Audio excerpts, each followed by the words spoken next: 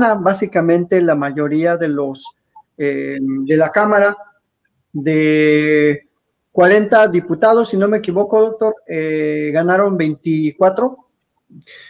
Parece ser, ahí todavía falta analizar un punto, porque parece ser que en los últimos conteos hubo un diputado que se perdió, parece ser que fueron 23. Habrá que analizar bien ese punto nada más, pero eso también trajo consigo la posibilidad de integrar 5 diputados plurinominales para el partido de Morena. Entonces, no es que no sea relevante, pero de todos modos se obtendría la mayoría, ¿no? Sí, yo creo que no hay pretexto ya para decir que ahora pues no va a pasar una iniciativa, o el presupuesto está teniendo reticencias, o hay grupos que quieren chantajear, porque ahora yo creo que hay una estabilidad, pues que no se puede poner un pretexto de decir, pues ya no tenemos ahora un impedimento, una barrera, como lo suelen ser cuando ocurren pues resultados muy estrechos entre las minorías y las mayorías políticas en un Congreso. Vamos ahora a pasar también al programa al PREP de Baja California. ¿Cómo quedó? Porque pues Baja California es otro de los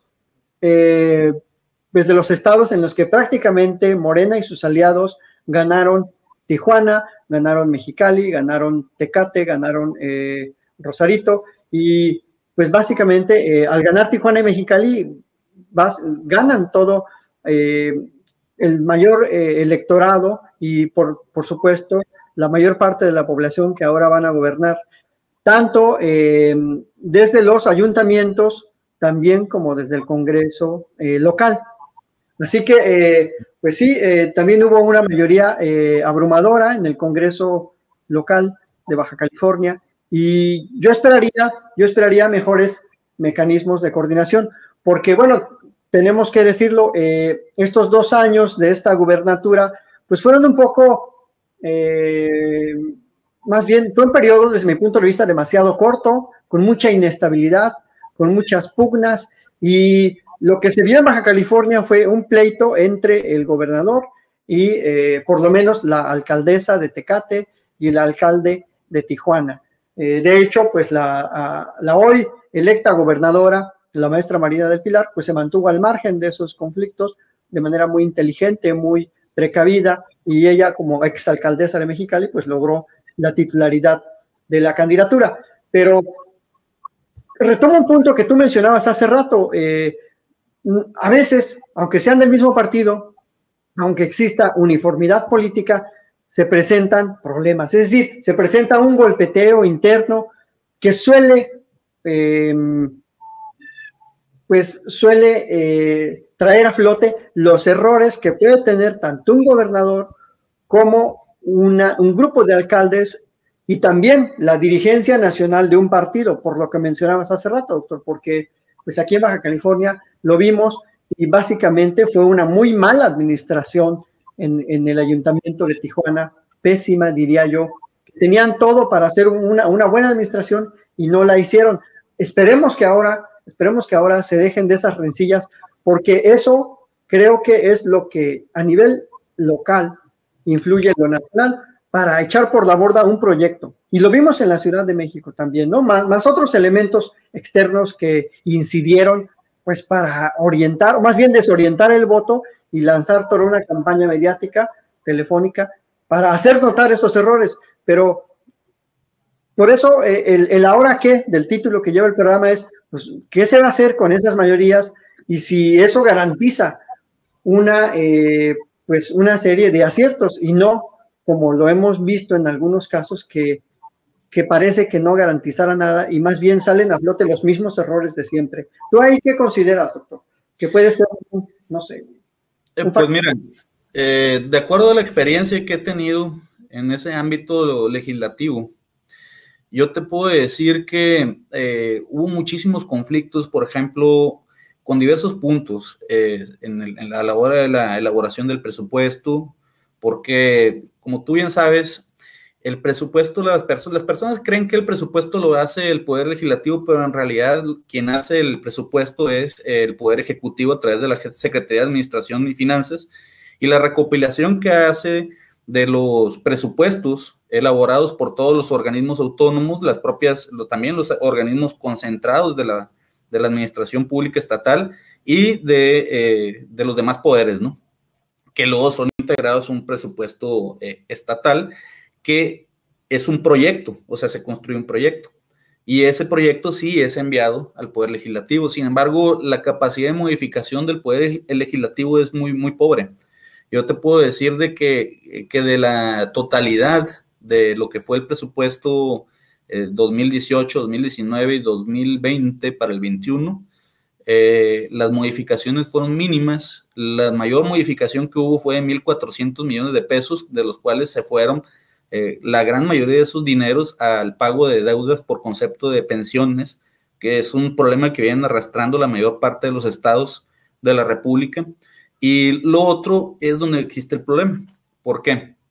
Porque cuando existe una bolsa económica que puede ser reasignada, empiezan los jaloneos políticos, incluso entre los propios miembros que integran el partido político. O sea, es difícil el acuerdo. Y luego vienen otros temas también muy importantes. Por eso sí es importante tener también la mayoría del legislativo, ¿no? Está el tema, por ejemplo, de la cuenta pública. La cuenta pública tiene un rezago más o menos 2 años sobre las votaciones.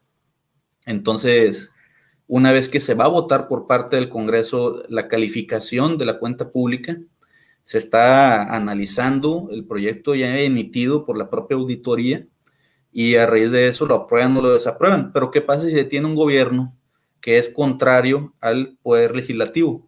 Bueno, puede darse el caso de que el legislativo vaya en contra de esa cuenta pública, la rechace y la repruebe, y bueno, el ejecutivo pueda no publicar esa cuenta pública, y no la publica, ejerce su función de no publicarla y ahí la retiene, y entonces se viene un problema constitucional que no se resuelve fácilmente.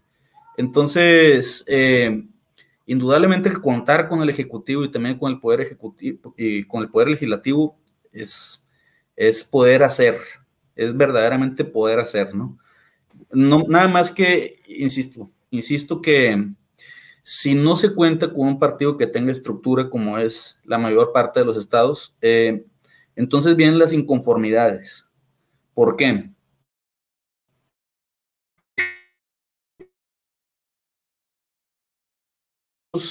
En construir y que no son reconocidos, y es donde vienen las inconformidades, y es donde vienen los conflictos, y es donde vienen los jaloneos por los puestos públicos.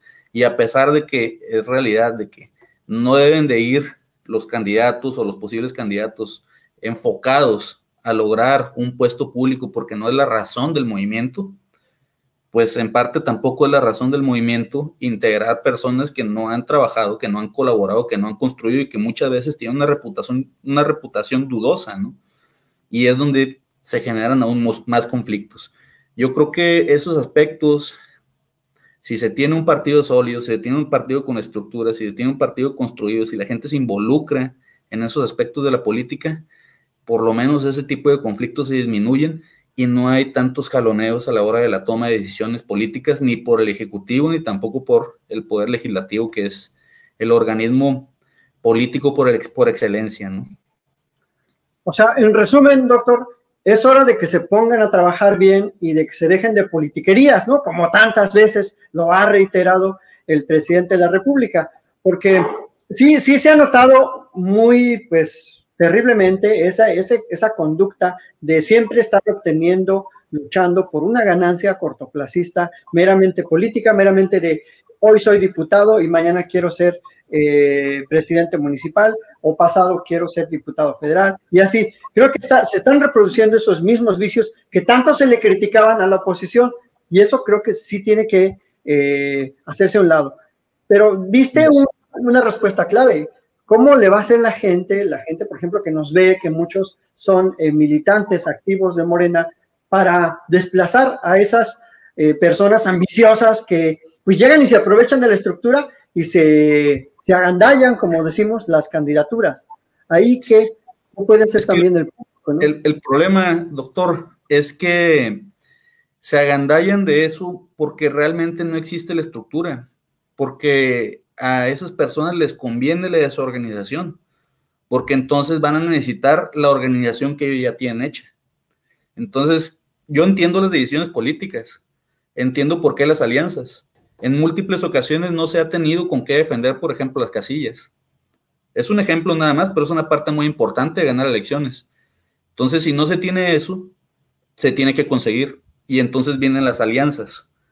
Pero a muchos militantes no les gusta. Bueno, hay que construir. Hay que generar los representantes. Hay que generar la estructura política. ¿Para qué? Para que no se aprovechen de la falta de organización. La única forma de que la ciudadanía pueda tomar al partido político que actualmente lidera las posiciones de confianza de la gente es que verdaderamente las personas honestas se involucren. Si la gente no se involucra, pues entonces va a pasar lo mismo que ha pasado con cualquier partido político. Sencillamente así es. La fuerza la tiene la gente, aunque suene algo, digamos, común, ¿no? Digamos, una frase que todo el mundo dice, pero es la realidad. Si la gente se involucra en los partidos políticos, si se integra a la toma de decisiones, si lee los estatutos del partido político para ver cómo operan, entonces pueden ya ellos ejercer su poder al interior de esas posiciones y entonces colocar a sus representantes tal como debe haber sido siempre, ¿no? Sí, sí, y presionar, ¿no? Presionar desde abajo, desde los seccionales, las municipales, y bueno, hacer sentir, como tú dices, la participación y el cuestionamiento a las decisiones para lograr, pues, esos espacios. Bueno, doctor, ahora, el noroeste y todos estos